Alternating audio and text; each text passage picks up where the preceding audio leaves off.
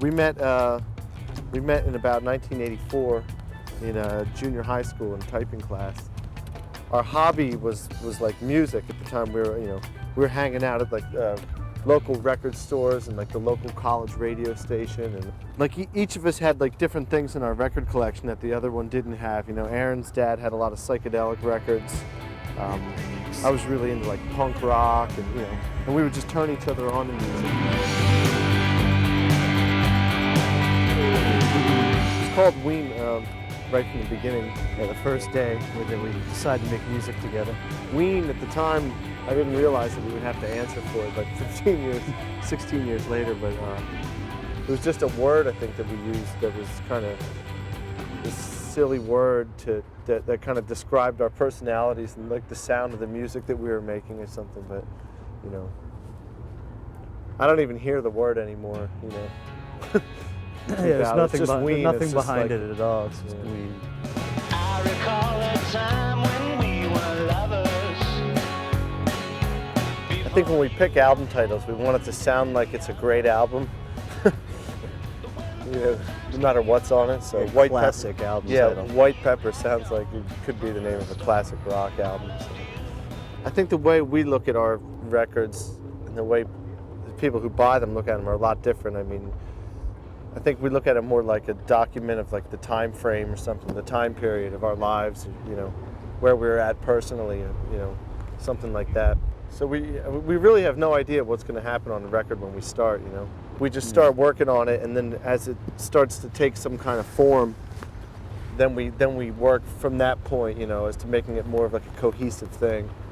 You know, but when we start out, it's really just write a bunch of songs. It just starts with like, yeah. It's just a snapshot of our lives at the time.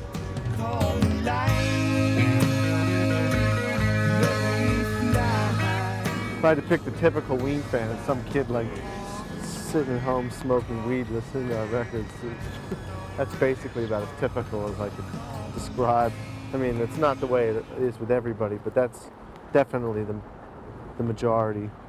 They're definitely all different. There's a lot of like the older kind of hippie vibe, a lot of people our age, but you know, for the most part, it's like teenagers. People, when you're on tour, you know, you always kind of maintain a normal thing, but people have their big night out. You know, I think it's with any band, they look forward to that night when their favorite band or whoever's playing, and people just go nuts and do all kinds of crazy stuff. So you know, you wind up just seeing all this stuff night after night. It's just insane. They say every night is Friday night in rock and roll, you know. We get a lot of really ill shit happening, to tell you the truth. So yeah, most of it involves like hallucinogenic drugs, because our fans are kind of tapped into that.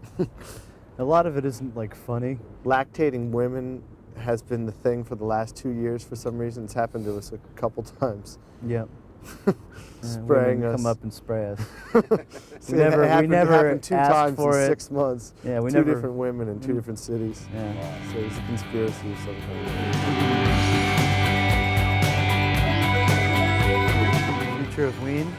I think we're just going to continue to keep making records and doing our thing and trying to dominate the universe as best we can.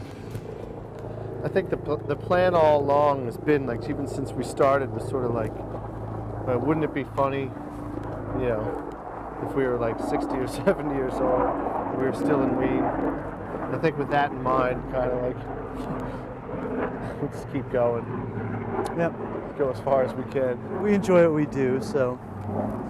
There's still some key things we have to experience, like the bad cocaine phase. You know, we've never made it to like all the really good rock and roll shit yet. Yeah, you know, right. Multiple divorces, like all that shit. You know. We couldn't have a rockumentary about us yet. We haven't like exactly. No, we've been pretty idle. I mean, we've done a lot, but it's been, you know, none of the good stuff yet. Somebody's got to lose a leg or something. Yeah, you know. all the freebasing phase and all that shit.